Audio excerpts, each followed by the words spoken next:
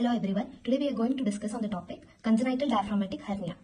The name only defines the disease, which is the disease is present at the birth or within 48 hours after birth due to defect in the diaphragm and leading to herniation of abdominal contents into the thoracic cavity. So what happens when the abdominal contents move into the thoracic cavity in CDH? So normally what happens, diaphragm maintains the pressure between the thoracic cavity and abdominal cavity, which is the negative pressure in thoracic cavity and positive pressure in the abdominal cavity. CDH, what happens, due to defect in the diaphragm leads to herniation of bubble contents into the thoracic cavity, so which leads to malrotation of bubbles. And what happens to the lungs? The ipsilateral lung hypoplasia occurs due to reduced formation of bronchioles and air sacs.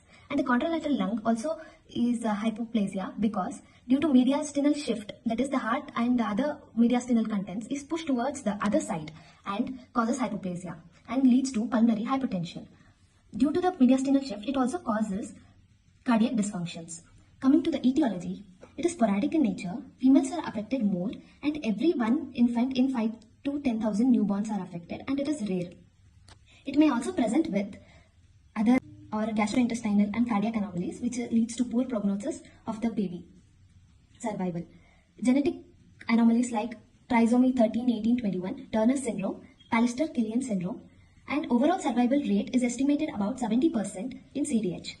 So let's discuss about the prognosis of CDH. Depending on the site of the defect, we know that diaphragm is formed from transverse septum and right and left pleuroperitoneal folds. So when there is pleuroperitoneal fold defect, either left or right, posterior laterally, it is called Bogdalic hernia, which is most common, and left side affects more common than right side.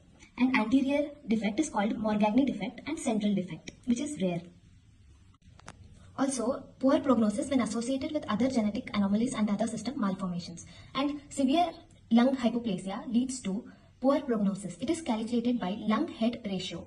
The lung length is measured and head of the newborn is measured, and the ratio is more than 1.35. The survival rate is 100%, and less than 0.6, the survival rate of the baby is considered 0%. And if the liver is present in the chest cavity, the survival rate is up to 45%. If it is present in abdominal cavity, the survival rate is higher, which is 95%.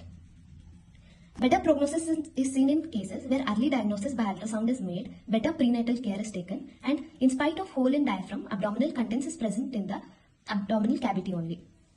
Coming to the clinical features. The main clinical features which we notice is the respiratory distress, including tachypnea, grunting, retractions. So it is often presented within 6 hours of birth, then the poor prognosis. If it is more than 6 hours, it is manageable, and this signs can be delayed up to 24 to 48 hours. Other features include scaphoid abdomen, chest wall diameter is raised, bubble sounds is heard in chest, and later complications like vomiting due to intestinal